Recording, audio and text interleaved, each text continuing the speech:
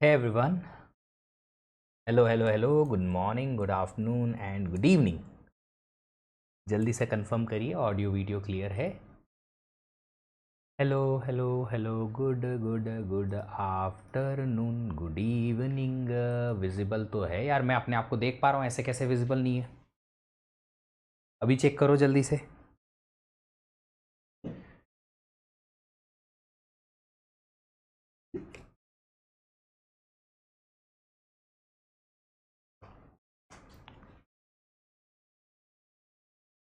नमस्कार जी, नमस्कार. कैसे हैं आप सब लोग? जल्दी से बताइए. I am good, I am good. Refresh कर लो एक बारी, पेज रिफ्रेश कर लो, हो जाएगा, दिखने लगेंगे हम. कंफर्म करिए if everyone is fine or not. First class semester exam going on. कोई बात नहीं, अभी पुराने लेक्चर सारे देख के आइएगा अगर आप पहली बार आए हैं तो. कल जो हमने पढ़ा उसमें किसी को कोई issue? Anybody having any problem? एक क्वेश्चन था, बस रोस्ट मत कीजिएगा. रोस्ट तो कर दूंगा बट क्वेश्चन फिर भी तू पूछ ले. रोस्ट नहीं करूंगा ऐसा पूछा ही मत करो, पर क्वेश्चन तो पूछ ले. अगर लगेगा कि आंसर करने लायक है तो करवा दूंगा, नहीं तो नहीं. कल के जो भी हमने पढ़ा है उसमें से किसी को कोई डाउट है तो जल्दी से पूछो.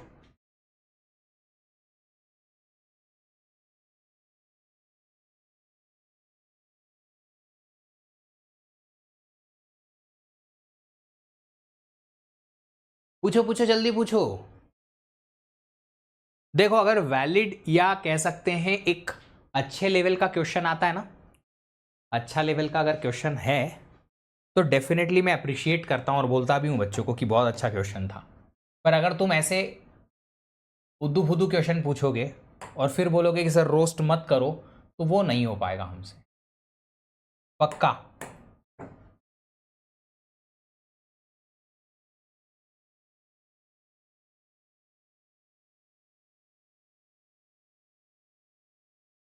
क्लास थोड़ी छोटी होगी, जी हाँ, आज थोड़ी क्लास छोटी होगी बिकॉज़ यूट्यूब का एक सेशन है 10 बजे, उसके लिए हमें रेडी होना है.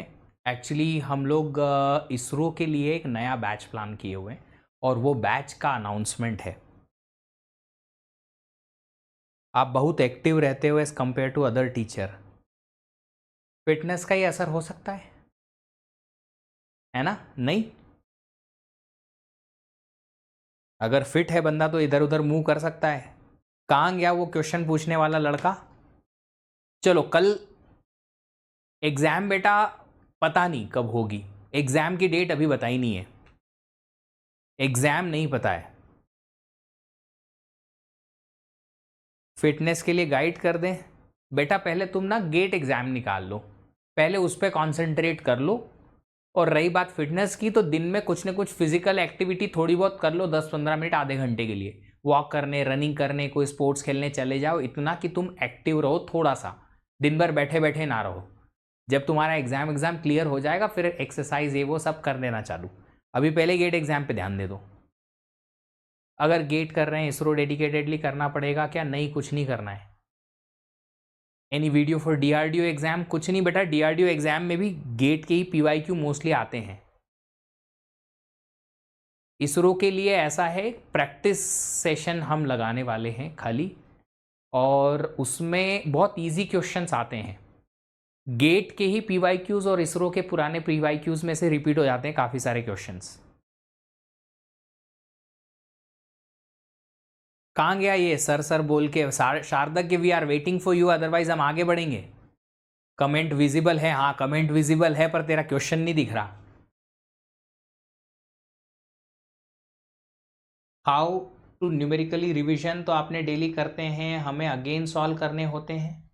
रामानंद तिवारी साहब, ऐसा है कि जो क्लासरूम में करवाए हैं उनमें अगर 5-6 क्वेश्चन है तो उनमें से एक सॉल्व कर लो बस, ताकि मेथड रिकॉल हो जाए. बाकी इतना करने की ज़रूरत नहीं है. जो कल ही सॉल्व किया है उसे दोबारा आज सॉल्व करने से कोई खास डिफरेंस नहीं आएगा. अगर गेट एग्जाम के लिए पढ़ो तो और कौन सा एग्जाम क्लियर हो सकता है? पहले तो गेट क्लियर करने पे ध्यान दो. अगर आपसे गेट क्लियर हो सकती है ना, तो दुनिया की कोई भी दूसरी एग्जाम क्लियर हो सकती है, जो भी आपके XYZ आती हैं। पर अगर गेट ही क्लियर नहीं होगी तो फिर दूसरी एग्जाम क्लियर करने की पॉसिबिलिटी जो है वो लो हो जाती है, क्योंकि तुम्हारा दिमाग ऊपर नहीं आ पा रहा है उस लेवल पे जिस लेवल पे चाहिए। पहले गेट सोचो। CGPA 6.4 एलिजिबल, बेटा एलिजिबिलिटी क्राइटेरिया मुझे याद नहीं है, एक बार देख लेना। चलो, कल तक जो हमने पढ़ा, मल्टीपल इंस्ट्रक्शन सपोर्ट और वेरिएबल लेंथ इंस्ट्रक्शन, सब कुछ आपको समझ में आया? अगर आपको सब कुछ समझ में आया है तो हम आगे बढ़ेंगे। आज का लेक्चर कुछ नया चीज सिखाने वाला है ना? अब ये क्या है नई चीज? सबसे पहले तो ये बताइए कि CPU क्या आपके प्रोग्रामिंग स्टेटमेंट समझ सकता है? क्या CPU आप जो प्रोग्रामिंग स्टेटमेंट लिखते हो उसे समझ सकता है या नहीं? नहीं समझ सकता। तो CPU क्या समझता है? सिर्फ बाइनरी के टाइप के इंस्ट्रक्शंस जो वो सपोर्ट करता है उसी फॉर्मेट में वो इंस्ट्रक्शन समझता है, वरना नहीं। CPU जो है वो अपनी ही भाषा के इंस्ट्रक्शन समझता है, दूसरी भाषा के नहीं। तुम C लैंग्वेज में या जावा लैंग्वेज में, पाइथन में कहीं भी इंस्ट्रक्शन या प्रोग्रामिंग स्टेटमेंट लिखोगे, CPU नहीं समझता। तो अगर कोई प्रोग्राम आपने लिखा है तो उसको CPU के इंस्ट्रक्शंस में कन्वर्ट कराने का काम किसका? कंपाइलर, इंटरप्रेटर एटसेट्रा का, है ना? तो जब हमने आपको ये बात कही थी कि आपके हाई लेवल लैंग्वेज प्रोग्राम को कन्वर्ट किया जाता है, एक लैंग्वेज ट्रांसलेटर कंपाइलर कन्वर्ट करता है किसमें? लोअर लेवल लैंग्वेज के प्रोग्राम में, जहां पे इंस्ट्रक्शंस होते हैं जो CPU समझ सकता है। तो इतना तो आपको क्लियर समझ में आनी चाहिए बात कि ये कंपाइलर पहले CPU की शक्ल देखता है और उससे पूछता है कि भाई साहब CPU, तुम ये बताओ कि तुम्हारे पास कौन कौन से इंस्ट्रक्शन सपोर्टेड हैं और किस फॉर्मेट में है। ये कंपाइलर जो है CPU का हार्डवेयर को देखता है, जी हाँ, और उसको देख के समझता है कि इस CPU के अंदर कौन कौन से टाइप के और कौन कौन से इंस्ट्रक्शन सपोर्टेड हैं और वो किस फॉर्मेट में होते हैं। और जो भी इंस्ट्रक्शन सपोर्टेड हैं जिस फॉर्मेट में होते हैं, फिर उस हिसाब से ये कंपाइलर इस प्रोग्राम को कन्वर्ट कराता है। और जितने भी इंस्ट्रक्शन यहां बनाए जाते हैं ये उसी फॉर्मेट में होते हैं जो वो CPU समझ पाए, वरना तो ये पर्टिकुलर प्रोग्राम CPU पे रन ही नहीं हो सकता। अगर CPU कोई इंस्ट्रक्शन समझ ही नहीं पाएगा तो फिर वो एग्जीक्यूट कैसे करेगा?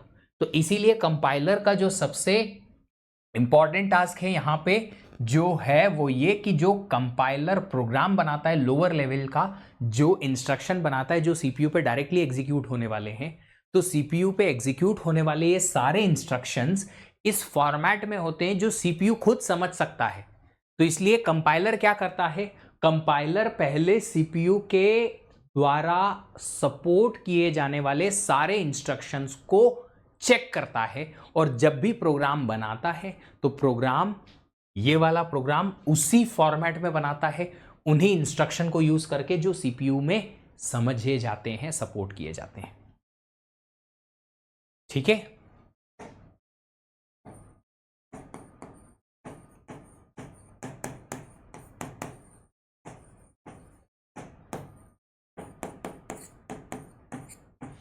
ये मैंने पॉइंट यहां लिख दिया।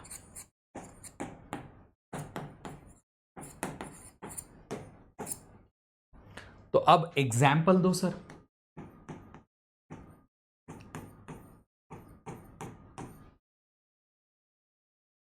एग्जाम्पल ऐसा है कि आपका CPU जो है टू एड्रेस इंस्ट्रक्शन सपोर्टेड है इन CPU, और रजिस्टर बेस्ड आर्किटेक्चर है। अब अगर किसी को ये दो ऊपर की चीजें याद नहीं आ रही हैं तो थोड़ा सा माथा पीट लो, खड़े हो जाओ, दीवार कोई दिख रही होगी, कोई अच्छा सा हार्ड मटेरियल है तो उस पर ऐसे करके सिर फोड़ो, कभी बाई चांस दिमाग से बाहर निकल आ जाए।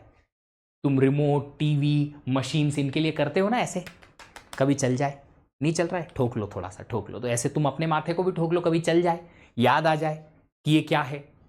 रजिस्टर बेस्ड आर्किटेक्चर का मतलब है एएलयू में अगर कोई भी दो इनपुट जाने हैं तो दोनों जनरल पर्पस रजिस्टर से ही आने पड़ेंगे, वरना नहीं।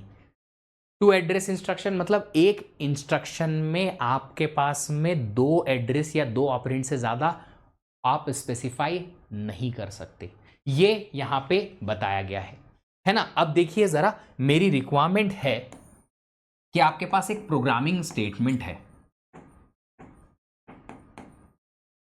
क्या है प्रोग्रामिंग स्टेटमेंट?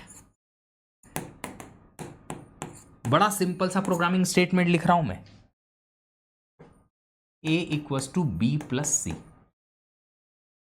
ये प्रोग्रामिंग स्टेटमेंट को आपको कन्वर्ट करना है इंस्ट्रक्शंस में, और ये इंस्ट्रक्शंस जो हैं ऊपर वाले इस प्रोग्राम के हिसाब से ही होने चाहिए या इस आर्किटेक्चर के हिसाब से होने चाहिए।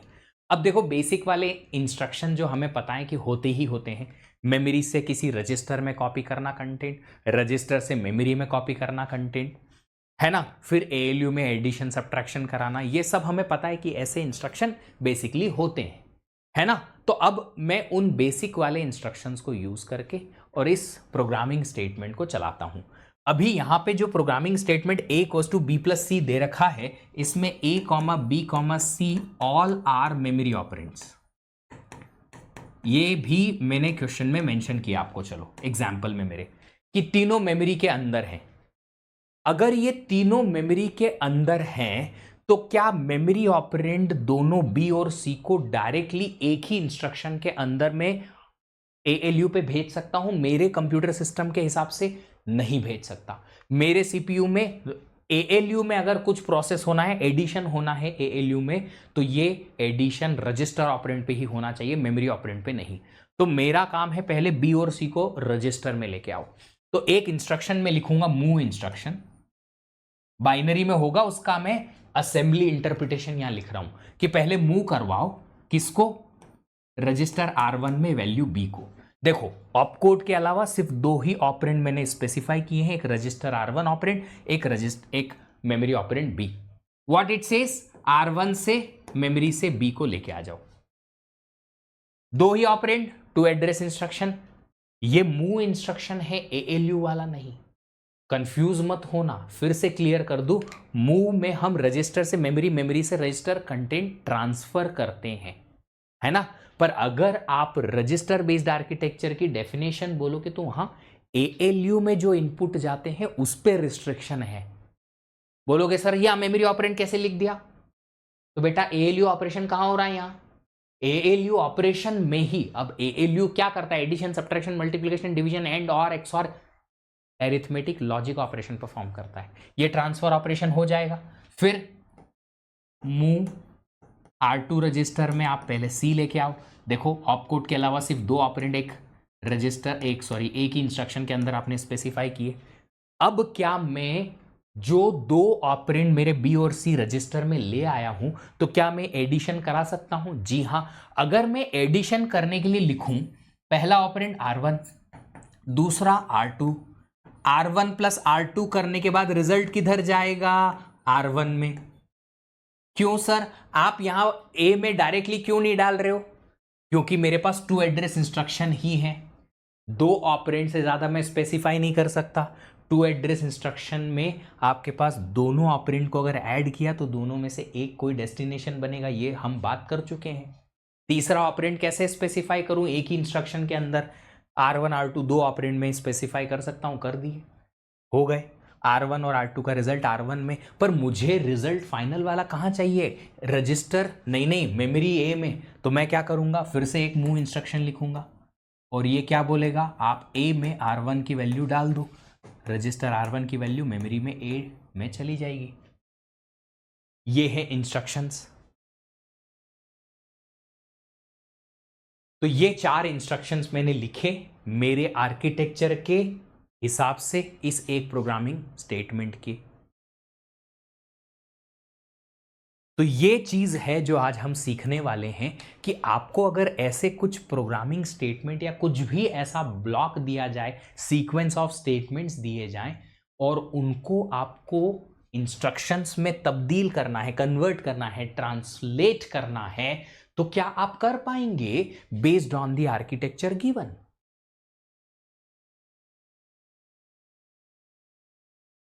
आदित्य जी, उसके लिए हम एड्रेसिंग मोड नाम की टॉपिक पढ़ेंगे, एड्रेसिंग मोड टाइप का टॉपिक पढ़ेंगे, वहां से आपको समझ में आएगा।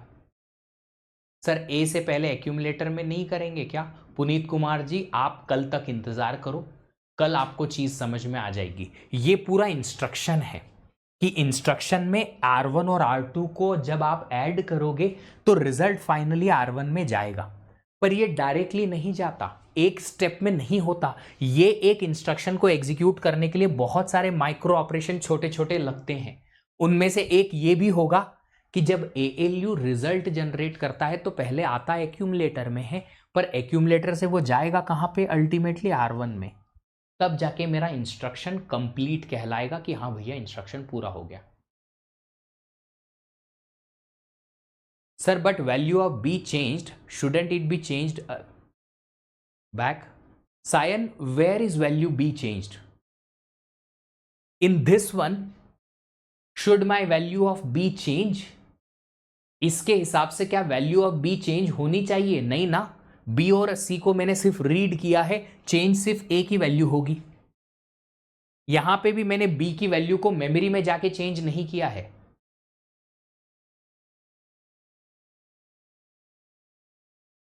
मैंने बी को चेंज ही नहीं किया।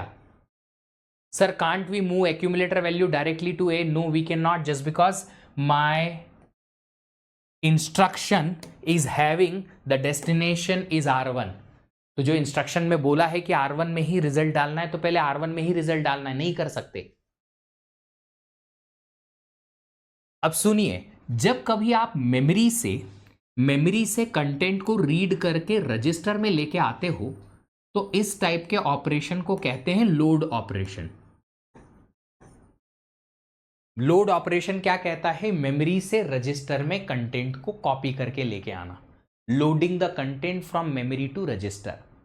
उल्टा, अगर आप रजिस्टर से मेमोरी पे कॉपी को करते हो कंटेंट को, तो इसे कहते हैं स्टोर ऑपरेशन। तो कुछ सीपीयू ऐसे होते हैं जो सारे ट्रांसफर के लिए मूव इंस्ट्रक्शन यूज करते हैं, और कुछ सीपीयूज ऐसे होते हैं जिनमें लोड और स्टोर नाम के इंस्ट्रक्शंस होते हैं।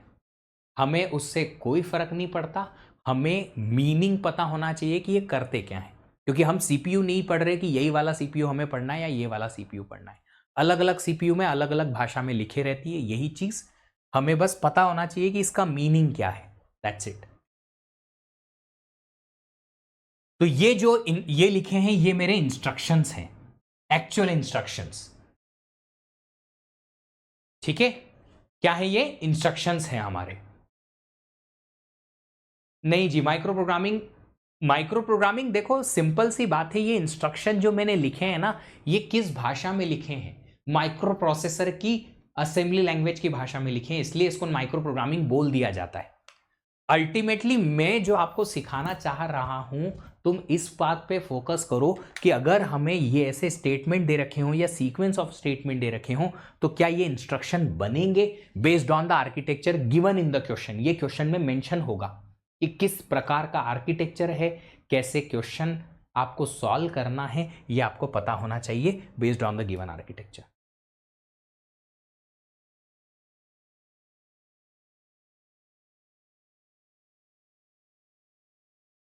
अमनदीप, मेरे को अमनदीप समझ नहीं आया, ये कैसी क्वेश्चन हुई यार? यार ये तो वर्ड है ना, मतलब तुम लोग कॉन्सेंट्रेट किया करो, सुना करो जो मैं बोलता हूं कि जब रजिस्टर से मेमोरी में कंटेंट कॉपी करते हो तो उस ऑपरेशन को स्टोर ऑपरेशन कहते हैं, और मेमोरी से रजिस्टर में कंटेंट कॉपी करते हैं तो उसको लोड ऑपरेशन कहते हैं। तो अगर किसी ने बोला कि लोड करो, तो क्या बोलोगे? मेमोरी से रजिस्टर में कंटेंट कॉपी हो रहा है इसलिए बोल रहे हैं लोड करो। और कहीं बोला किसी ने स्टोर करो, तो रजिस्टर से मेमोरी में कंटेंट कॉपी हो रहा है इसलिए स्टोर करो। ये टर्म है, डेफिनेशन है, इसमें क्या समझना?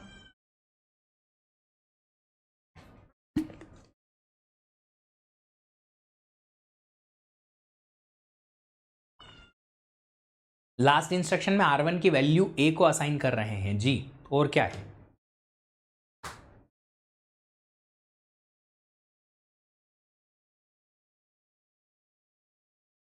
ये एक क्वेश्चन है। अब इस क्वेश्चन में ना आर्किटेक्चर ये नहीं गिवन है, डायरेक्टली इंस्ट्रक्शन गिवन है। जूलिया, आपका आंसर 2 दिन में मिल जाएगा आपको इस क्वेश्चन का। ये क्वेश्चन है, इसमें 4 टाइप के इंस्ट्रक्शन सपोर्टेड हैं, 1 2 3 और 4, बस और कोई इंस्ट्रक्शन है ही नहीं, यही 4 टाइप के इंस्ट्रक्शन सपोर्टेड हैं। इस इंस्ट्रक्शन का मीनिंग यहां लिखा है, इसका मीनिंग यहां लिखा है, इसका मीनिंग यहां, इसका मीनिंग यहां। अब आपको क्या करना है, आपको ये पूरा सीक्वेंस है, इस सीक्वेंस को कन्वर्ट कराना है इंस्ट्रक्शंस में, और इंस्ट्रक्शंस आपके इन चारों में से ही कोई एक हो सकता है एट ए टाइम। क्या लिखा है यहां पे? OP RI, RJ performs RI operation RJ and stores the result in RJ।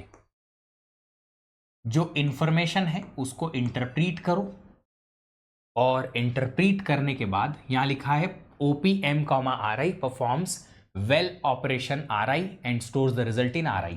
ये I है। Well denotes the content of memory location M. Move M, RI moves the content of memory to register, and RI to M means register to memory.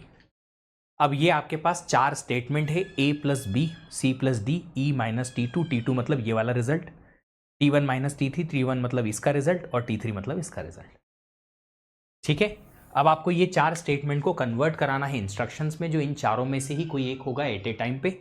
Computer has only 2 registers, आपके पास सिर्फ 2 ही register है, तीसरा नहीं है। OP जो यहां लिखा है, इसकी जगह या तो ऐड आ सकता है या सब्ट्रैक्शन, एडिशन सब्ट्रैक्शन कुछ आ सकता है OP की जगह। ये एडिशन सब्ट्रैक्शन ही कर रहे हैं इन चारों में। करना क्या है, क्वेश्चन है assume that all operands are initially in memory, मतलब कि A B C D E पांचों ऑपरेंड्स जो है पहले मेमोरी के अंदर है, रजिस्टर में कोई भी नहीं है, सारे के सारे मेमोरी में है। The final value of computation should be in memory, जब पूरा फाइनल वैल्यू कंप्यूटेशन का T4 आ जाएगा, इसको भी मेमोरी पे लेके जाना पड़ेगा आपको, ऐसा क्वेश्चन में मेंशन है। What is the minimum number of move instruction in the code generated for this basic block? ओहो, इंटेलिजेंस लगाना पड़ेगा, थोड़ा स्मार्टनेस, वो तो है ही नहीं, ये है तो सही, पर सही जगह पे सही टाइम पे लगती नहीं है, सीखेंगे लगाना। ये कहता है कि आप इसके लिए ऐसा कोड बनाओ कि जिसमें कम से कम नंबर ऑफ मूव इंस्ट्रक्शन आए, और वो मिनिमम मूव इंस्ट्रक्शंस कितने होंगे ये बताना है।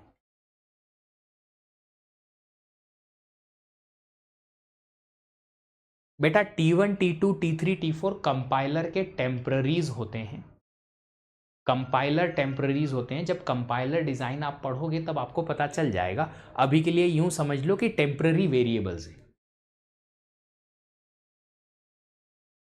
आपको यहां पे सारे इंस्ट्रक्शन लिखने की जरूरत नहीं है, आपको यहां कुछ भी लिखने की जरूरत नहीं है, आप बस आंसर बताओ, इंटीजर टाइप का आंसर आएगा, कितना आएगा, बाकी लोगों को करने दो, जब मैं बोलूंगा तब आपको इस पोल के थ्रू आंसर कर देना 30 सेकेंड में। करो क्वेश्चन करो।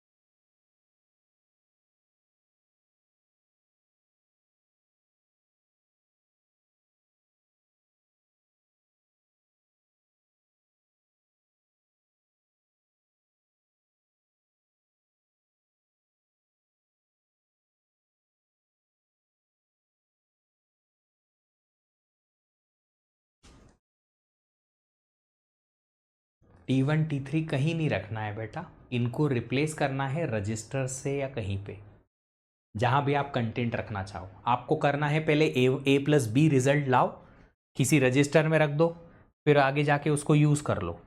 इनको रजिस्टर से रिप्लेस कराना है T1 T2 T3 T4 जब आप इंस्ट्रक्शन लिखोगे तब। लास्ट क्वेश्चन दिखा दो। क्वेश्चन तो अपनों ने किया ही नहीं था, एग्जाम्पल था, ये रहा।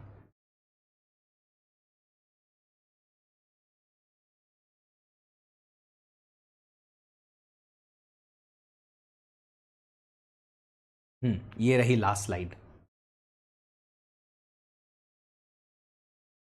पोल अभी मैंने नहीं शो किया है, करूंगा।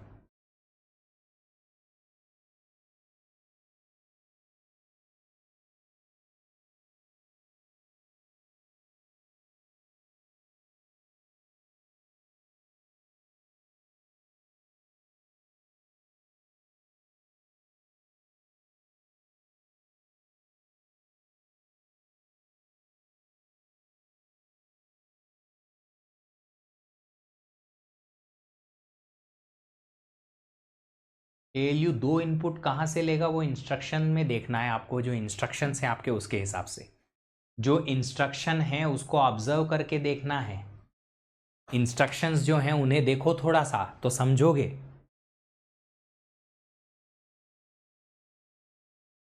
यही तो बात है, सब कुछ आपको समझा के क्वेश्चन नहीं दिया जाएगा, क्वेश्चन आपको समझना पड़ेगा। एग्जाम्पल मैंने समझाया क्योंकि मैं टीचिंग कर रहा हूं।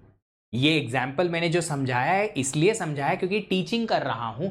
क्वेश्चन समझाने के लिए विश्वदीप नहीं आएगा वहां।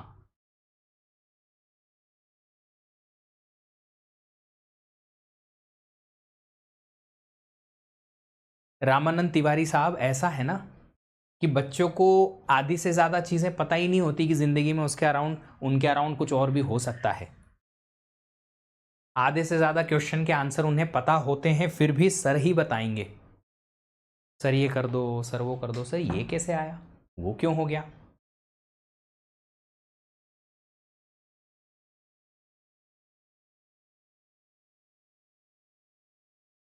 सारे क्वेश्चन तुमको समझा के और नहीं लिखे जाएंगे, ना ही उसकी भाषा तुमको समझाई जाएगी। चलिए 30 सेकेंड और मिलेंगे यहां से आपको पोल के थ्रू आंसर करने के लिए। पोल के थ्रू आंसर करना है, 30 सेकेंड है।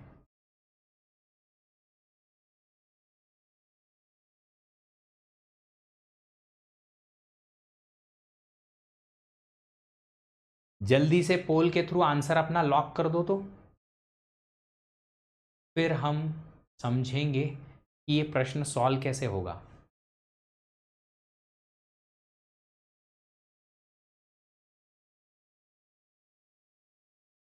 7 8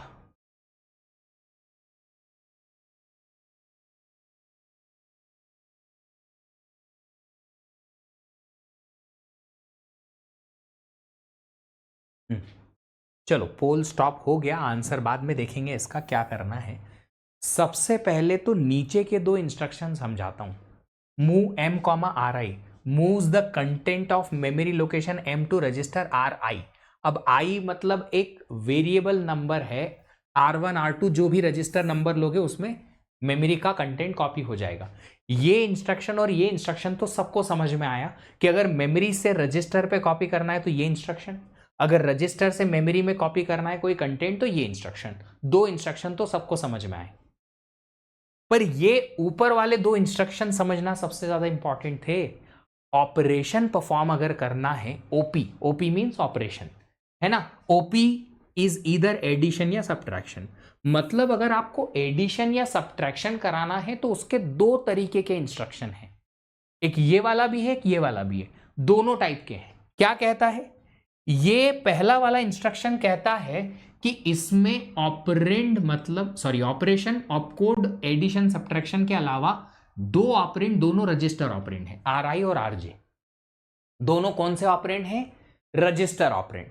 मतलब अगर ALU में इनपुट देना है तो one of the choice is कि ऑपरेशन ALU में होगा या तो एडिशन या सब्ट्रैक्शन, और ALU में जो ऑपरेशन होगा उसमें दो इनपुट में से दोनों इनपुट आपने रजिस्टर से लिए।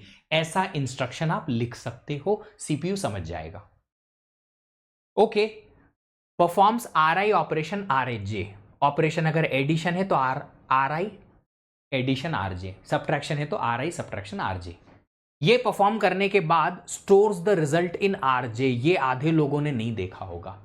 क्या कहता है ये, अगर आपने दो operand are I R J register यहां पे मेंशन किए तो दोनों का एडिशन या सब्ट्रैक्शन जो कराना है वो तो कर दोगे आप, पर रिजल्ट किस में स्टोर करोगे, आरजे। आरजे कौन सा वाला ऑपरेंड है बेटा, सेकंड।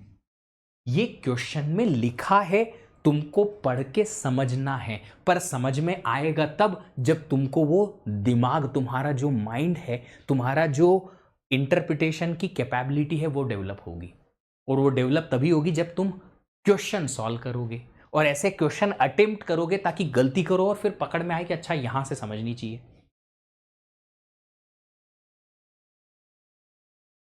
आई बात समझ में? तो क्या कहा मैंने कि अगर ऑपरेशन है तो ऑपरेशन में दो ऑपरेंड आप रजिस्टर से ले सकते हो, दोनों का ऑपरेशन परफॉर्म होगा एएलयू में और रिजल्ट कहां स्टोर होगा, सेकंड ऑपरेंड। जो भी सेकंड रजिस्टर है उसमें होगा, पहले वाले में नहीं जाएगा। फिर यहां operation M comma R I, operation को परफॉर्म करने के लिए एक और टाइप का इंस्ट्रक्शन लिख सकते हो। एडिशन सब्ट्रैक्शन के लिए एक ऐसा इंस्ट्रक्शन है जिसमें M value denoted content of memory location M, मतलब कि एक ऑपरेंड आप मेमोरी से ले सकते हो, दूसरा रजिस्टर से। तो इंस्ट्रक्शन दो टाइप के हैं अगर आप एएलयू में ऑपरेशन परफॉर्म करना चाहते हो तो, या तो दोनों ऑपरेंड रजिस्टर से लो या फिर एक मेमोरी से और एक रजिस्टर से लो। और रिजल्ट कहां स्टोर करेंगे, रजिस्टर में। जो सेकंड ऑपरेंड है रजिस्टर, उसमें रिजल्ट स्टोर करेंगे। ऐसा आर्किटेक्चर कहां मिलेगा, आपको अब याद करना पड़ेगा कि आपके पास एक आर्किटेक्चर हमने देखा था, इसमें हमने देखा था कि एक ऑपरेंड तो, सेकंड वाला ऑपरेंड तो रजिस्टर से ही आएगा, बट पहला वाला ऑपरेंड हमने उल्टा देखा था, वहां पहला रजिस्टर से दूसरा ओपन था। यहां पे पहला वाला ओपन है कि या तो रजिस्टर से लो या मेमोरी से, किसी जनरल पर्पस रजिस्टर से या मेमोरी से ले सकते हो। जैसा आपका रिक्वायरमेंट होगा वैसा आपका क्या बनेगा, वैसा आपका इंस्ट्रक्शन बनेगा कि आप या तो रजिस्टर से लोगे या मेमोरी से। Register memory based architecture.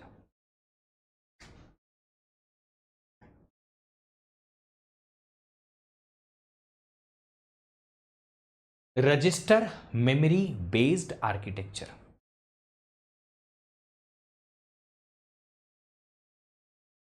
तो ये क्या कहता है, ये कहता है कि आपके पास में दो अलग अलग टाइप के इंस्ट्रक्शन सपोर्टेड हैं सिर्फ ऑपरेशन परफॉर्म करने के लिए, या तो दोनों ऑपरेंड रजिस्टर से या पहला ऑपरेंड मेमोरी से दूसरा रजिस्टर से। पर याद रखिएगा आप पहला ही ऑपरेंड मेमोरी से ले सकते हो, पहला रजिस्टर से नहीं ले सकते। और डेस्टिनेशन भी फिक्स हो गया है, वो डेस्टिनेशन क्या है, सेकंड वाला ऑपरेंड ही डेस्टिनेशन है। यहां पे आरजे सेकंड वाला ऑपरेंड था, यहां पे आर आई सेकंड वाला ऑपरेंड था, तो सेकंड वाले ऑपरेंड में ही रिजल्ट जाएगा। ये कंफर्म्ड है क्योंकि क्वेश्चन में ऐसे ही इंस्ट्रक्शन सपोर्टेड है, सीपीयू का डिजाइन भी ऐसे ही। विकी बाबू आप मुझसे अलग से बातें करिए, आपके लिए अलग से बात करेंगे, अभी सीओए पढ़ रहे हैं क्लास में, है ना, ठीक से अलग से बात करेंगे, ऑफ द क्लास बात करते हैं आपसे। तो अब हमको इंस्ट्रक्शन समझ में आ गए, हमारे पास ये टास्क है, ये टास्क को मैं यहां लिख लेता हूं। T1 is equal to A plus B, T2 is equal to C plus D, T3 is equal to E minus T2 and T4 is equal to T1 minus T3।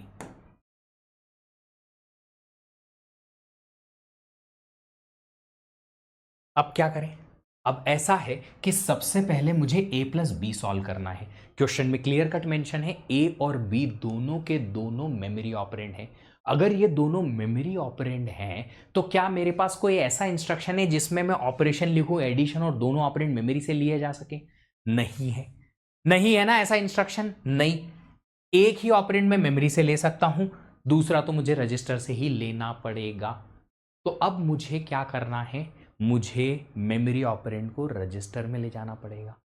अब मेरे पास दो चॉइसेस हैं, या तो मैं दोनों ऑपरेंड ए और बी को मेमोरी से रजिस्टर पे ले जाऊं ताकि इस टाइप का इंस्ट्रक्शन लिख दूं, पर मुझे अगर दो ऑपरेंड मूव कराने पड़े तो मूव इंस्ट्रक्शन दो बार लिखना पड़ेगा। पर मैं थोड़ा लगाऊंगा इंटेलिजेंस। कैसे? कि मेरे पास एक ऑप्शन है ना, अगर मैं एक ऑपरेंड मेमोरी से ले सकता हूं तो इंस्ट्रक्शन ऐसा लिखूं कि एक ऑपरेंड ही मेमोरी से लूं, दूसरा रजिस्टर से ले लूं, मेरा काम बन जाए। तो पहला ए प्लस बी परफॉर्म करने के लिए मैं अगर एक ऑपरेंड को मेमोरी से रजिस्टर में कॉपी करा लूंगा तो मेरा काम बन जाएगा। बन जाएगा। तो कौन सा वाला ऑपरेंड लेके जाऊं रजिस्टर में? कौन सा वाला ऑपरेंड रजिस्टर में लेके जाऊं? मुझे रजिस्टर फिक्स्ड वाला ऑपरेंड सेकंड वाला ऑपरेंड है, तो मुझे सेकंड वाला ऑपरेंड लेके जाना पड़ेगा, सेकंड बी को लेके जाना पड़ेगा। क्यों? क्योंकि ए को मैं मेमोरी से ले सकता हूं अगले इंस्ट्रक्शन में, तो मैं बी को लेके जाऊंगा। मैं लिखूंगा यहां पे एक move instruction, move B comma R1 register. ऐसा ये है, मेमोरी से content of memory to register का ऐसा इंस्ट्रक्शन मैंने लिखना है, लिख दिया। तो ये क्या कहेगा, बी से R1 में कंटेंट को कॉपी कर दो। ऐसे उल्टा लिख देता हूं, ये लो, जैसा इंस्ट्रक्शन उन्होंने बोला मैंने लिख दिया। अब क्या करूं मैं? क्या मैं डायरेक्टली अब एडिशन कर सकता हूं? बिल्कुल, मैं एडिशन ए कॉमा R1 कर सकता हूं। R1 में है बी, ए को मैं डायरेक्टली मेमोरी से ले सकता हूं। ये इंस्ट्रक्शन ओपी की जगह लिखा मैंने ऐड, एम की जगह लिखा ए, आर आई की जगह R1 लिख दिया मैंने। अब क्या करेगा ये, ए प्लस R1, R1 में बी था तो वैल्यू ऑफ ए और बी की एडिशन हो जाएगी, वैल्यू R1 में कॉपी। रिजल्ट R1 में क्यों कॉपी किया sir? Second operand is destination. देखो सेकेंड ऑपरेंड डेस्टिनेशन है, क्वेश्चन में इंस्ट्रक्शन में मेंशन है। तो ये हो गया हमारा a plus B. Result a plus B का किधर आया, R1 रजिस्टर में। तो मैं यहां पे क्या लिख दूंगा, ये जो T1 का रिजल्ट है मेरे पास R1 रजिस्टर में है। T1 जो टेम्पररी था, temporary result a plus B का, वो R1 रजिस्टर में आ गया। अब क्या करें, C प्लस डी करो। C प्लस डी के लिए अगेन दोनों ऑपरेंड मेमोरी के अंदर है, मेरे को एक ऑपरेंड रजिस्टर में लाना पड़ेगा। कम से कम मूव ऑपरेशन में काम करना है। इंस्ट्रक्शन में पूछा है मिनिमम मूव इंस्ट्रक्शन कितने लगेंगे, तो कम से कम लगाने के लिए एक ऑपरेंड तो मेमोरी से रजिस्टर में लाना ही पड़ेगा। कौन सा लेके आए, डी।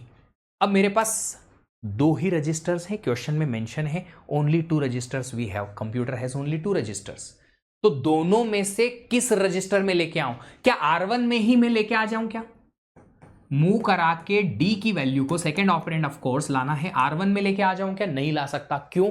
क्योंकि अगर आप R1 में D ले आए तो जो पुरानी वैल्यू R1 में थी वो चली जाएगी। पुरानी वैल्यू R1 में क्या थी, T1। T1 आगे मुझे यहां यूज करना है, आगे मुझे यहां यूज करना है, तो मैं उसको R1 में नहीं ला सकता, R2 में लाना पड़ेगा। तो मैं क्या करूंगा, R2 में लेके आऊंगा। तो R2 में D को ले आओ। अब एडिशन कर दो, एडिशन कर दो, add C comma R2, C plus R2 का रिजल्ट R2 में आ जाएगा। अब देखो T2 का रिजल्ट मेरे पास R2 में है। अब मुझे क्या करना है, E minus T2। E memory के अंदर है, T2 R2 रजिस्टर के अंदर है। क्या डायरेक्ट इंस्ट्रक्शन लिख सकता हूं जिसमें पहला ऑपरेंड मेमोरी से और दूसरा R2 रजिस्टर से आ सकता है? यस, लिख सकता हूं। इंस्ट्रक्शन सपोर्टेड है तो मैं यहां लिखूंगा सब्ट्रैक्शन करो, एक ऑपरेंड पहला मेमोरी से लो, T2 को R2 से लो। ये बोलेगा E minus R2 result in R2। कहां आ जाएगा अब ये, R2 में जो T2 की वैल्यू थी अब वो R2 की वैल्यू बदल गई, R2 में अब T3 की वैल्यू है। R2 में अब T3 की वैल्यू है, T2 की नहीं। ये इंस्ट्रक्शन के बाद पुरानी वैल्यू R2 की जो T2 थी वो अब R2 की वैल्यू में T3 आ गया है। अब मुझे चाहिए T1 और T3। T1 मेरे पास R1 में है, T3 R2 में है, दोनों का सब्ट्रैक्शन कर सकता हूं। बिल्कुल मेरे पास ऐसा इंस्ट्रक्शन है, मेरी रिक्वायरमेंट के हिसाब से अब मैं इंस्ट्रक्शन सब्ट्रैक्शन वाला लिखूंगा तो सही। पहले मैंने सब्ट्रैक्शन इंस्ट्रक्शन रिक्वायरमेंट के हिसाब से लिखा था कि पहला ऑपरेंड मेमोरी से लो, दूसरा रजिस्टर से। अब मैं रिक्वायरमेंट के हिसाब से ये लिखूंगा कि मेरे को पहला ऑपरेंड R1 रजिस्टर से चाहिए, दूसरा R2 से।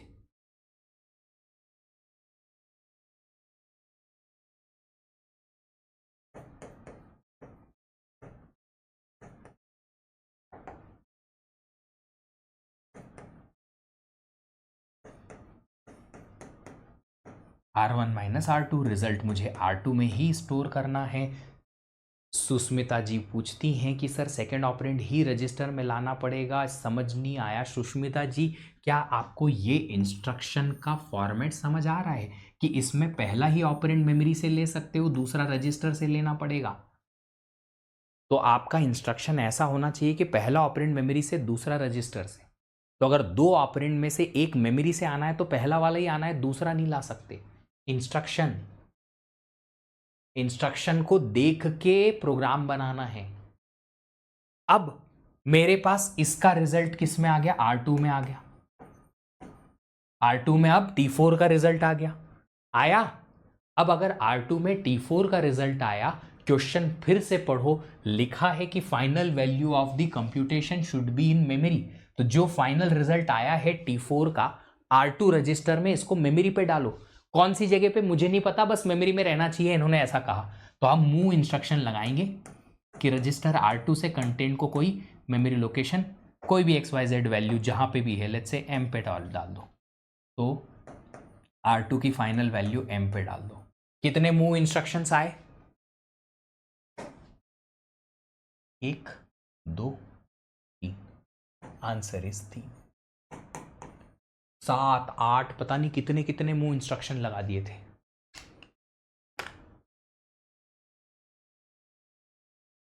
महक जी, ऐसे स्टेटमेंट मत लिखा करो कि एक डाउट है, डायरेक्टली डाउट पेस्ट किया करो।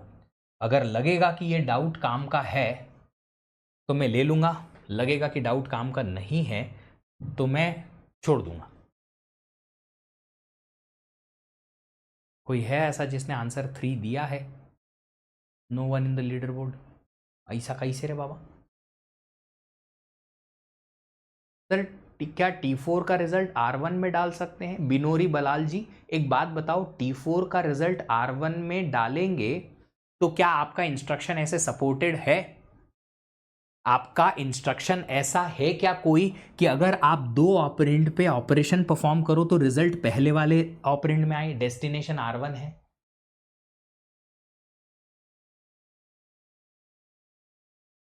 क्या ऐसा कोई इंस्ट्रक्शन है जिसमें पहला ऑपरेंड डेस्टिनेशन है, 4 इंस्ट्रक्शन है, उसमें से 2 ये ऑपरेंड वाले, ऑपरेशन वाले ये हैं? ऐसा क्वेश्चन क्यों पूछते हो तुम? ऐसा क्वेश्चन काहे पूछते हो? लास्ट क्लास में, लास्ट में जो डिफरेंट डिफरेंट टाइप वे दिया था, लास्ट इंस्ट्रक्शन फॉर्मेट वैल्यू, हाँ उसका क्या? पोल ही डीएक्टिवेट हो गया, कोई बात नहीं। T4 में कुछ है ही नहीं अभी। जिन लोगों ने अभी तक कंपाइलर डिजाइन नहीं पढ़ा है उनको यह समझ नहीं आएगा कि T1 T2 3T 3-4 क्या है। जब आप कंपाइलर डिजाइन नाम का कोर्स पढ़ोगे तब आपको ऑटोमेटिकली समझ में आ जाएगा उस दिन कि ये T1 T2 T3 T4 क्या है, और क्लियर हो जाएंगी चीजें। Why don't we write move T1, R1?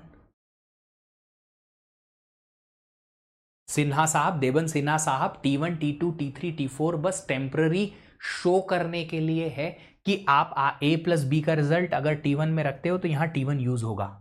इनको मैंने कहा था शुरुआत में कि इनको आप रिप्लेस कराओगे रजिस्टर से।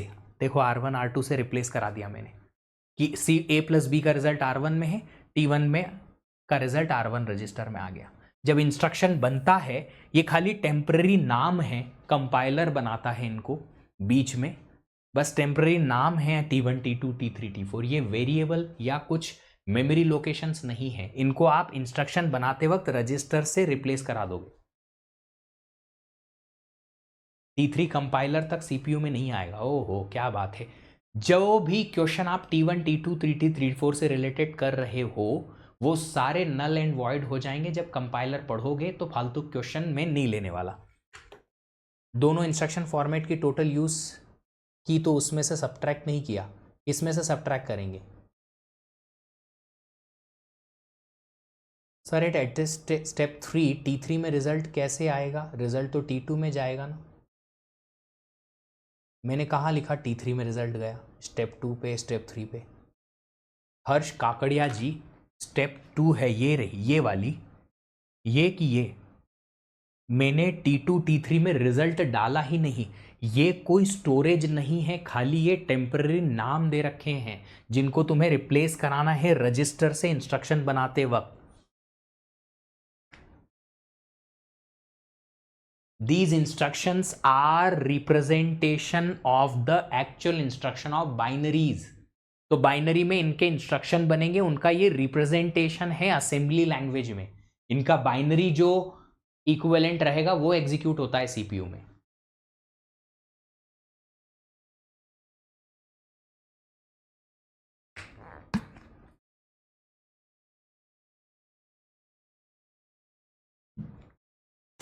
वेलकम जय कुमार जी।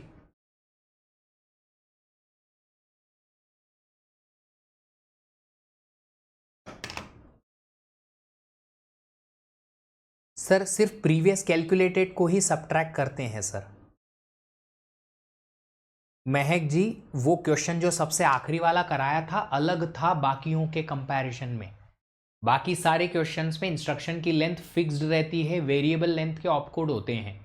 लास्ट जो सबसे क्वेश्चन कराया था वो फिक्स्ड लेंथ ऑपकोड और वेरिएबल लेंथ इंस्ट्रक्शन का क्वेश्चन था, अलग था, डिफरेंट था। चलिए अब आपके लिए एक और क्वेश्चन है, ये रहा। इसमें कुछ इंस्ट्रक्शन की जो आगे पीछे मैंने की है आप समझिए। ये है आई, ये है जे, ये है आई। ऑपरेशन आर आई और R J, result store in are I, operation are I comma value, result in are आई, और ये इंस्ट्रक्शन आर आई आर आई। थोड़ा कुछ इंस्ट्रक्शन में बदलाव किया है। आप लिखो, सॉल्व करो।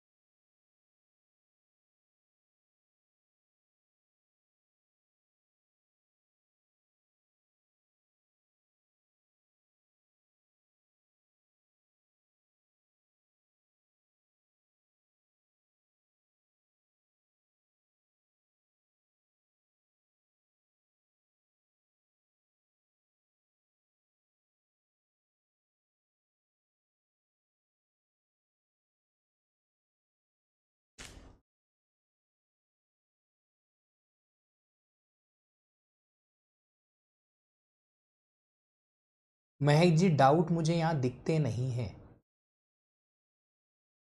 क्वेश्चन का सेकंड पार्ट वही है जो पहले था। सारे ऑपरेंड इनिशियली मेमोरी में है, फाइनल वैल्यू आल्सो मेमोरी में है, minimum number of move instructions क्या होंगे। इस बारी इंस्ट्रक्शन थोड़े से बदले हुए हैं, थोड़ा ध्यान रखिएगा। क्वेश्चन वही है, सारे ऑपरेंड मेमोरी में, फाइनल रिजल्ट मेमोरी में, मिनिमम मूव इंस्ट्रक्शंस कितने लगेंगे।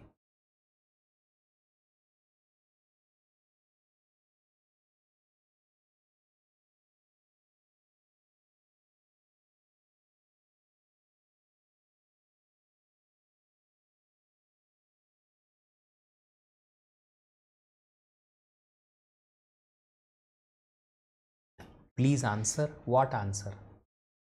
दिया दिया, I am not able to see any of your questions here.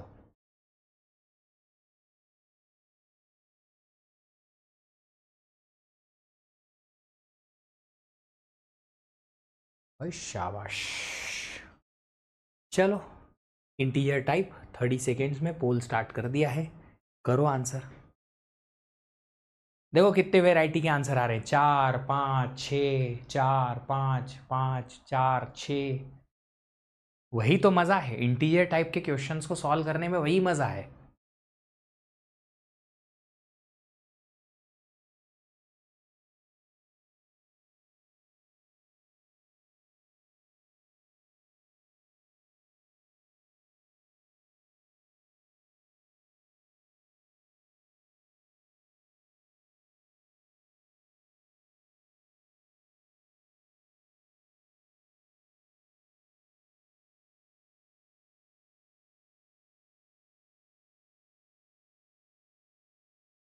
Pole is not coming, कुछ बैचेस में नहीं आता लगता है। चलो बाद में देखेंगे इसका पोल का आंसर।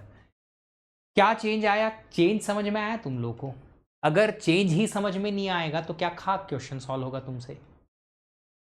ये खाक वर्ड बहुत सिंपल सा मैंने यूज कर लिया है, वरना कुछ और भी यूज कर सकता था तुम्हारे लिए। तुमको ये बात समझ में आई कि चेंज क्या है? चेंज दो चेंजेस किए हैं। पहला चेंज किया है कि इस बारी आप ऑपरेशन में दोनों ऑपरेंड या तो रजिस्टर से लो या फिर एक रजिस्टर से एक मेमोरी से लो, पर ऑपरेंड जो मेमोरी से लेना है वो सेकंड वाला लेना है, पहला वाला नहीं। पहला वाला नहीं ले सकते, आपको दूसरा ऑपरेंड मेमोरी से लेना पड़ेगा, है ना। और दूसरा चेंज जो आया है वो आया है डेस्टिनेशन में। रिजल्ट का डेस्टिनेशन RI है, which is the very first operand. तो इस बारी रिजल्ट का डेस्टिनेशन जो होगा पहला ऑपरेंड होगा, और मेमोरी से जो ऑपरेंड आप ले सकते हो अगर चाहत है तो वो दूसरा वाला है। Before I go and explain this question, मैं आपको फिर से पहले दिन पे ले जाता हूं जब मैंने आपको ये आर्किटेक्चर एक्सप्लेन किया था। मैंने उस दिन बोला था कि हमारी रिक्वायरमेंट के हिसाब से आप एक ऑपरेंड तो रजिस्टर से ही लोगे, पर दूसरा ऑपरेंड आपके पास ओपन है। रिक्वायरमेंट है तो आप एक ऑपरेंड मेमोरी से ले सकते हो, रिक्वायरमेंट है तो वही ऑपरेंड रजिस्टर से ले सकते हो। उस दिन आपको ये बात क्लियर नहीं पक्का पता चली होगी कि रिक्वायरमेंट मतलब क्या। क्लैरिटी मिली आज कि हाँ, जब ये प्रोग्राम बनेगा इसका और इसका प्रोग्राम इंस्ट्रक्शन में कन्वर्ट होगा तो हमारी यहां रिक्वायरमेंट थी कि एक ऑपरेंड मेमोरी से लिया जाए, तो हमने ले लिया, ऐसा इंस्ट्रक्शन लिख दिया, ALU में ऑपरेंड मेमोरी से भेज दिया। पर आखिरी में यहां पे रिक्वायरमेंट आई कि पहला वाला ऑपरेंड रजिस्टर से भेजना है, रिक्वायरमेंट ऐसी आ गई ये वाली, तो हमने पहला ऑपरेंड रजिस्टर से भेज दिया। मैंने पहले दिन कहा था तुमको कि जो जो चीजें अभी क्लियर नहीं हो रही हैं स्लोली स्लोली अनफोल्ड होंगे, सस्पेंसिव और चीजें क्लियर होती चली जाएंगी। अब आज समझ में आएगा कि ये रिक्वायरमेंट का मतलब क्या बताया था सर ने। मेरे दिमाग में तो क्लियर है क्योंकि मैंने तो 50-100 बार पढ़ाया ये कोर्स को। तुम्हारे दिमाग में अब क्लियर होगी चीज, और कल दिमाग से क्लियर हो जाएगी, है ना। कितना ब्यूटीफुली डिजाइंड दिमाग है तुम्हारा, बिना नोटिफिकेशन के तुम्हारे दिमाग से इंफॉर्मेशन उड़ जाती है, बिना बताए, बिना नोटिफिकेशन दिए कि मैं तुम्हारे दिमाग से जा रही हूं, रिवाइज कर लो वरना भूल जाओगे। कौन सी इंफॉर्मेशन जाएगी और कौन सी टिक जाएगी इसका भी नोटिफिकेशन नहीं आता। कम से कम ऐसा तो दिमाग बनाते भगवान कि नोटिफिकेशन आता है इधर कि भैया कौन सी इंफॉर्मेशन दिमाग में टिक जाएगी और कौन सी उड़ेगी, ताकि जो उड़ने वाली है उसी को ही रिवाइज करें, या जो उड़ चुकी है उसको रिवाइज कर ले। चलो, तो अब हमारे पास यहां पे थोड़ा सा रिस्ट्रिक्शन चेंज हो गया है। सेकेंड ऑपरेंड मेमोरी से ले सकते हो और डेस्टिनेशन फर्स्ट ऑपरेंड है। मुझे A+B करना है, डायरेक्टली करूं? A+B अगर करना है तो मैं A+B दोनों ऑपरेंड मेमोरी से नहीं ले सकता, मुझे सेकेंड ऑपरेंड को ही मेमोरी से लेना है। तो मैं क्या करूंगा, फर्स्ट ऑपरेंड को रजिस्टर पे मूव करवाऊंगा। A को आप रजिस्टर R1 में मूव करा दो, तो रजिस्टर R1 में आ जाएगा A, है ना। ऐसे ही है, कंटेंट मेमोरी लोकेशन रजिस्टर, ठीक है। A को आपने मेमोरी से रजिस्टर में मूव करा लिया। A को क्यों मूव करवाया इस बारी? क्योंकि सेकेंड ऑपरेंड मेमोरी से ले सकता हूं मैं, ऐसा ऑप्शन है A+B में। मैं B को मेमोरी से लूंगा, A को रजिस्टर से, इसलिए A को रजिस्टर में ले आया। अब मैं लिखूंगा एडिशन ऑपरेशन R1, B। क्या लिखूंगा? R1 में रिजल्ट आएगा R1 + B का, रिजल्ट पहले ऑपरेंड में आएगा।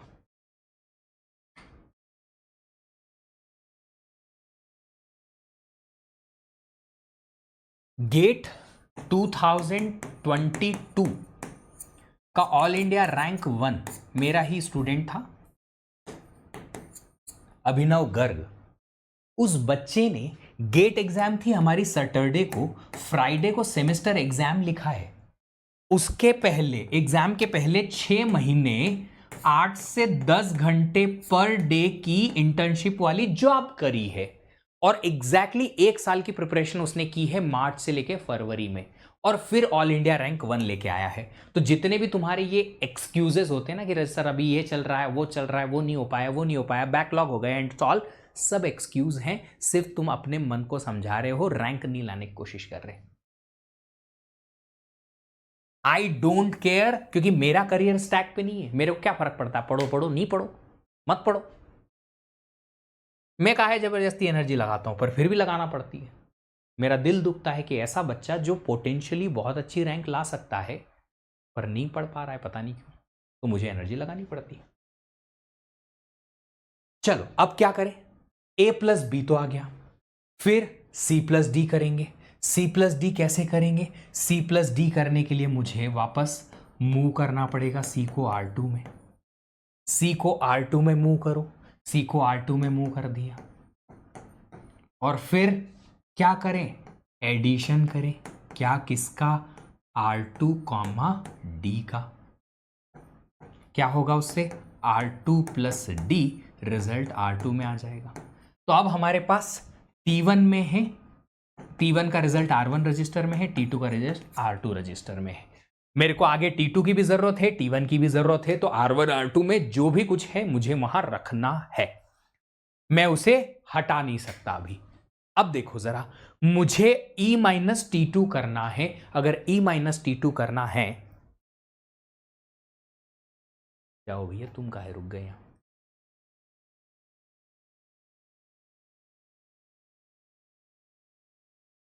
मैं अपने आप को नहीं देख पा रहा, पता नहीं क्यों। हाँ ठीक है, चल रहा है। मुझे E माइनस T2 करना है। क्या पहला ऑपरेंड मैं मेमोरी से ले सकता हूं मेरे इसके according? Can I take first operand from memory? Can you tell me, can you tell me, पहला ऑपरेंड क्या मेमोरी से ले सकता हूं? यस और नो, जल्दी बताओ। क्या मेरे इंस्ट्रक्शंस के हिसाब से पहला ऑपरेंड मेमोरी से ले सकता हूं? बोलो। इन इंस्ट्रक्शन के हिसाब से पहला ऑपरेंड मेमोरी से दूसरा T2 R2 से ले सकता हूं क्या? नहीं ले सकता। मुझे आपके मैसेजेस नहीं दिख रहे, पता नहीं क्यों। नहीं नहीं, अब दिखे, अब दिखे, अब दिखे, दिखे दिखे दिखे दिखे, नहीं दिखे। तो क्या करें, ई का क्या करें, ई को रजिस्टर में लेके आना पड़ेगा। पर मैं ई को कौन से वाले रजिस्टर में लेके आऊं? मैं ई को कौन से रजिस्टर में लेके आऊं? ई को कौन से रजिस्टर में लेके आऊंगा, बताओ। ई को कौन से रजिस्टर में लेके आऊं? संजना गिरी जी बोलती हैं R3। बेटा जी क्वेश्चन पढ़ना जरूरी है, अगर क्वेश्चन नहीं पढ़ोगे ना तो ऐसे ब्लंडर जरूरी बक्का करोगे और फिर बोलोगे सर सिली मिस्टेक हो गई। इसको सिली मिस्टेक नहीं, कंसेप्चुअल मिस्टेक कहते हैं, क्वेश्चन नहीं पढ़े बगैर। जिसने भी R3 लिखा है, ये अंडरलाइन जो सर्कल्ड स्टेटमेंट है इसको पढ़ो तो जरा। Computer has only 2 register, 2 he register हैं, R1 में है T1, R2 में है T2। अगर तुम बोलते हो R1 में लेके आ जाओ सर, तो जो R1 में ऑलरेडी T1 की वैल्यू है जिसमें A प्लस बी का रिजल्ट है, उसका क्या करूंगा मैं? वो तो मेरा ओवरराइट हो जाएगा, चले जाएगा। अगर आप R1 में कुछ और भी कंटेंट लेके आ गए ना ऐसे, तो जो R1 में पुरानी वैल्यू थी वो लॉस हो जाएगी हमारी। पर मुझे R1 की वैल्यू लॉस नहीं करनी। क्यों? R1 में T1 है जो मुझे आगे जाके यूज करना है, तो मैं जब तक उसको यूज नहीं कर लूं तब तक मैं ओवरराइट नहीं करवा पाऊंगा। R1 में या R2 में, दोनों में मैं नहीं ला पाऊंगा ई को। क्यों नहीं ला पाएंगे? क्योंकि R1 में T1 है, T1 मेरे को आगे चाहिए, R2 में T2 है, वो भी मुझे आगे चाहिए। तो अगर मैं इन दोनों में से किसी में भी ई को लेके आ गया तो प्रॉब्लम यह है कि मेरी ऐसी वैल्यू जो मैं ऑलरेडी कंप्यूट करके रखा हुआ हूं इन दोनों में से किसी एक रजिस्टर में, वो चली जाएगी। अगर वो चली गई तो मैं वापस से फिर क्या कंप्यूट करके लेके आऊंगा? तो फिर मैंने क्या किया, ये 4 इंस्ट्रक्शन लगा के। इतना बेवकूफ तो नहीं होऊंगा मैं। अब मुझे एक और रजिस्टर चाहिए, तीसरा, पर है नहीं।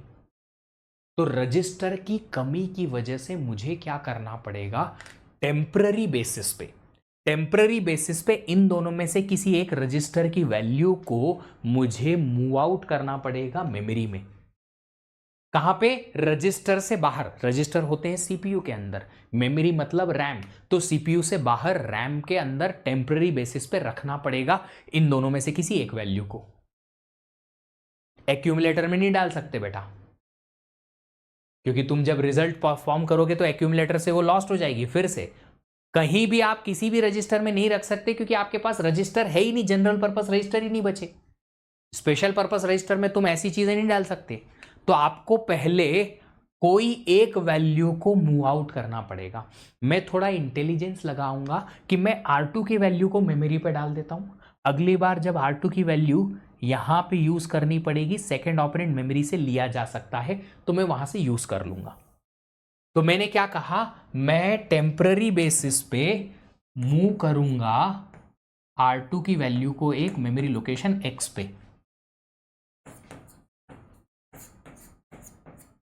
और फिर मैं लेके आऊंगा E की वैल्यू को रजिस्टर R2 में।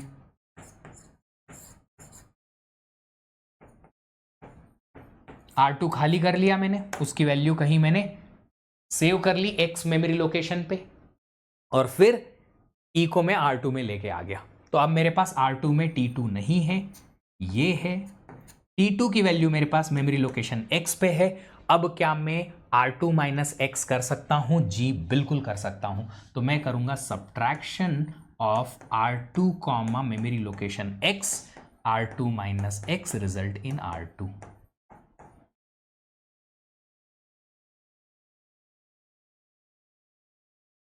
हम T2 T3 पहले और T1 बाद में नहीं करेंगे क्योंकि ये इंटेलिजेंस नहीं लगाना है, हमें कोई इंटेलिजेंस नहीं लगाना है। सीक्वेंस में तीनों को एक के बाद एक ही करना है। अब मेरे पास R2 में क्या आ गया, R2 में E था पहले, अब मेरे पास T3 का रिजल्ट आ गया R2 रजिस्टर में। अब मैं T1 R1 से T3 को R2 से ले सकता हूं, बिल्कुल ले सकता हूं। एक सब्ट्रैक्शन स्टेटमेंट लिखूंगा मैं, R1 कॉमा R2 का, R1 माइनस R2 का रिजल्ट आ जाएगा किसमें, R1 में। और लास्ट में आप मूव करवाओगे मेमोरी लोकेशन M पे रिजल्ट R1, जो भी फाइनल रिजल्ट था वो। कितने मूव इंस्ट्रक्शंस हो गए, 1 2 3 4 और 5, आंसर इज 5। 5 मूव इंस्ट्रक्शन आपने लगाए।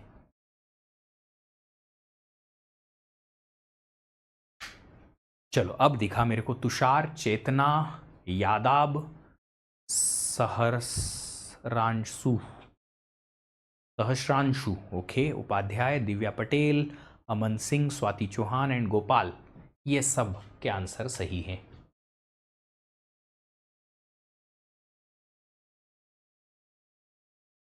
चलिए आज का लेक्चर थोड़ा छोटा है, एक रजिस्टर स्पिल नाम की चीज़ थी जो हम नहीं कर पाएंगे, कोई बात नहीं।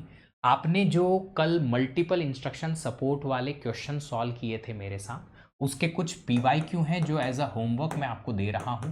अब मुझे उम्मीद है कि आप लोग इन दोनों क्वेश्चंस को सॉल्व करने लायक हो गए हो, सॉल्व कर लोगे, ट्राई करिए। नहीं आता है तो बताइए। एक्स का मेमोरी एड्रेस स्पेसिफाइड था? नहीं, स्पेसिफाइड नहीं है, कंपाइलर खुद से देख लेगा, उसके पास में कुछ मेमोरी लोकेशंस होती हैं स्टैक पे वो ये ले लेगा।